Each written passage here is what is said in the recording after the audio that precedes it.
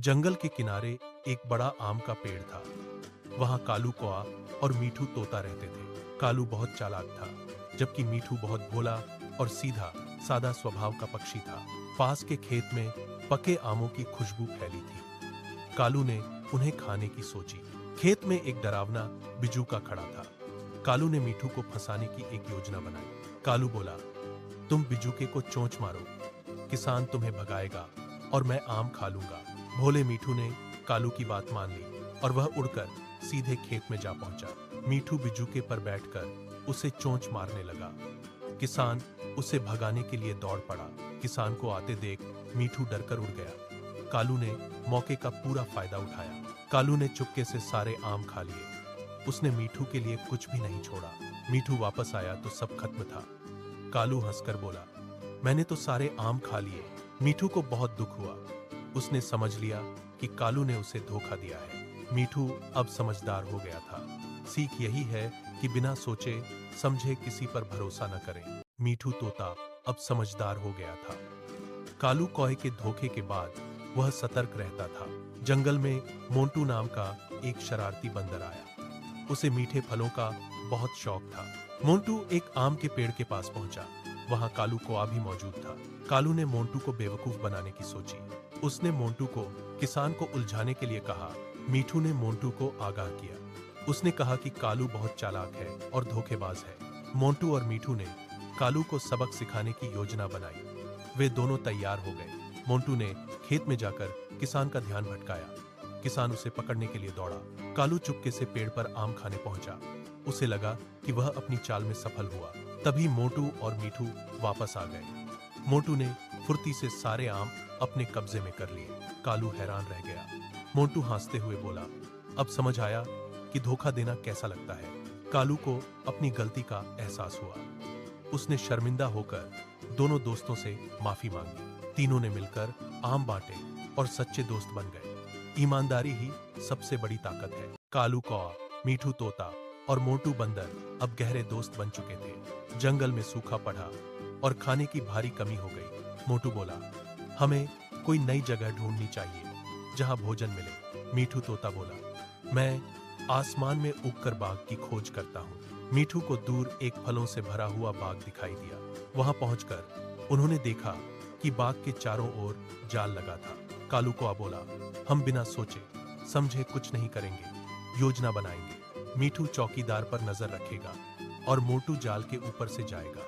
योजना सफल रही और मोंटू ने फुर्ती से ढेर सारे फल तोड़े। तीनों ने मिलकर फल खाए और बाकी जानवरों में भी बांट दिए। कालू ने कहा, मिलकर काम करने में ही असली समझदारी है। तीनों ने हमेशा मिलजुल कर रहने और सबकी मदद करने का संकल्प लिया। जंगल में कालू कौआ, मीठू तोता और मोंटू बंदर की दोस्ती की चर्चा हर तरफ थी। एक दिन नदी का पानी सूखने लगा और पूरे जंगल में हड़कंप मच गया। मीठू तोता चिंतित होकर बोला, अगर पानी नहीं रहा तो हम सब कैसे जिएंगे। मोंटू बंदर ने कहा, हमें जल्दी कुछ करना होगा वरना बड़ी मुसीबत आ जाएगी। कालू कौआ बोला, हमें नदी के ऊपरी हिस्से में जाकर देखना होगा कि पानी क्यों रुका है। तीनों दोस्त वहां पहुंचे और देखा कि बड़े पत्थरों ने नदी का रास्ता रोक दिया है। मीठू बोला, ये पत्थर बहुत भारी हैं, हम इन्हें अकेले कैसे हटाएंगे।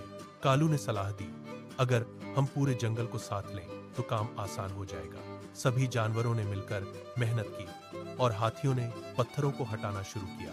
काफी मेहनत के बाद रास्ता साफ हुआ और पानी फिर से बहने लगा। सबने खुशी मनाई और तीनों दोस्तों की समझदारी की खूब तारीफ की। सबने सीखा कि एकता में ही ताकत है और मिलजुल कर हर समस्या हल होती है। नदी का रास्ता साफ होने के बाद जंगल में खुशहाली लौट आई थी। मीठू तोता उड़ते हुए एक पुराने और रहस्यमयी मंदिर के पास पहुंचा। मीठू ने कालू कौआ और मोंटू बंदर को उस रहस्यमयी मंदिर के बारे में बताया। तीनों दोस्त सावधानी से मंदिर के अंदर गए, जहां एक चमकता हुआ घड़ा था। एक रहस्यमयी आवाज गूंजी, जो इस घड़े को पाएगा उसकी इच्छा पूरी होगी। मोंटू ने ढेर सारे केले मांगे, लेकिन कालू ने उसे रुकने के लिए कहा। कालू ने समझाया, हमें सिर्फ अपने बारे में नहीं, पूरे जंगल के बारे में सोचना चाहिए। तीनों ने मिलकर जंगल की खुशहाली और सभी जानवरों के भले की इच्छा मांगी। इच्छा मांगते ही घड़ा तेज रोशनी के साथ गायब हो गया और ठंडी हवा चली। पूरा जंगल हरा भरा हो गया। और हर तरफ ताजगी और समृद्धि फैल गई। मोंटू और मीठू ने कालू की समझदारी की तारीफ की और सब खुशी से रहने लगे। सीख यही है कि सच्ची खुशी हमेशा दूसरों की भलाई में ही छिपी होती है। जादुई घड़े के आशीर्वाद से जंगल खुशहाल हो गया था।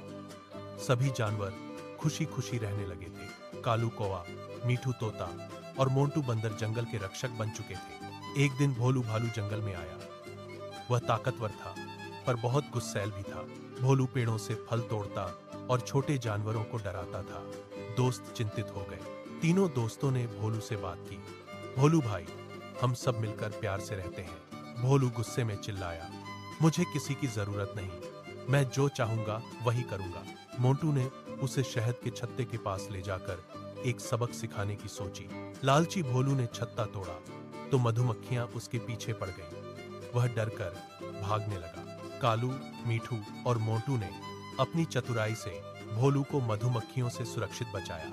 अपनी गलती मानकर भोलू ने कहा, मुझे माफ कर दो, मैंने आप सबके साथ बुरा किया। कालू मुस्कुराया, दोस्ती में माफी और मदद दोनों होते हैं, अब आप भी हमारे साथ रहो। भोलू हंस पड़ा और वे चारों पक्के दोस्त बन गए।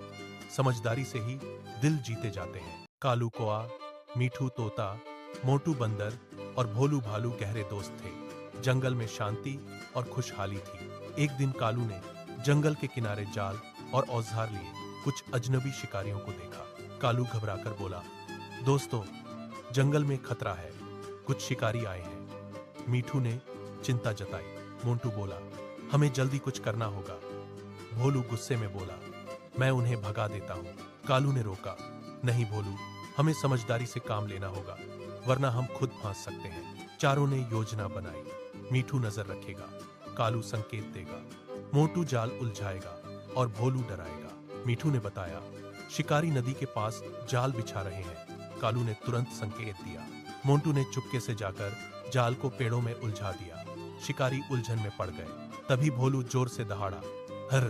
शिकारी डर गए। कालू और मीठू ने शोर मचाया। मोंटू ने टहनियां गिराई। शिकारी डर के मारे अपना सामान छोड़कर जंगल से भाग गए। मीठू बोला, हमने जंगल बचा लिया। भोलू गर्व से बोला, आज ताकत और समझदारी काम आई।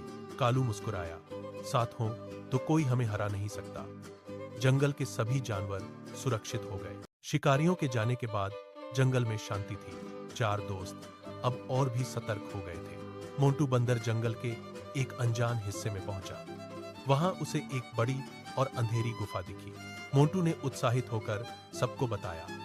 मीठू डर गया, लेकिन भोलू और कालू ने हिम्मत बंधाई। चारों दोस्त सावधानी से गुफा के अंदर गए। अंदर बहुत अंधेरा था और अजीब आवाजें आ रही थीं। अचानक उन्हें हल्की रोशनी दिखी। वहां एक छोटा हिरण का बच्चा फंसा हुआ था और रो रहा था। हिरण का बच्चा बोला, मुझे बचाओ, मैं रास्ता भटक गया हूँ और यहाँ फंस गया हूँ। हौर्या, भोलू अंदर नहीं जा पाया क्योंकि रास्ता संकरा था। मोंटू फुर्ती से अंदर की ओर गया। मोंटू अकेले बच्चे को नहीं निकाल पाया। कालू ने कहा, रुको, हम सब मिलकर कोशिश करते हैं। मीठू ने रास्ता दिखाया। मोंटू ने धक्का दिया और भोलू ने पत्थरों को अपनी ताकत से हटाया। हिरण का बच्चा बाहर आ गया और उसने सबका धन्यवाद किया। सबने मिलकर गुफा को बंद कर दिया। मोंटू हंसकर बोला, आज हमने एक अच्छा काम किया। मीठू बोला, दूसरों की मदद करना ही धर्म है। इंतियाखरबाज भोलू ने कहा, अब हम जंगल के रक्षक हैं। चारों दोस्त खुशी खुशी अपनी दोस्ती का जश्न मनाते लौटे।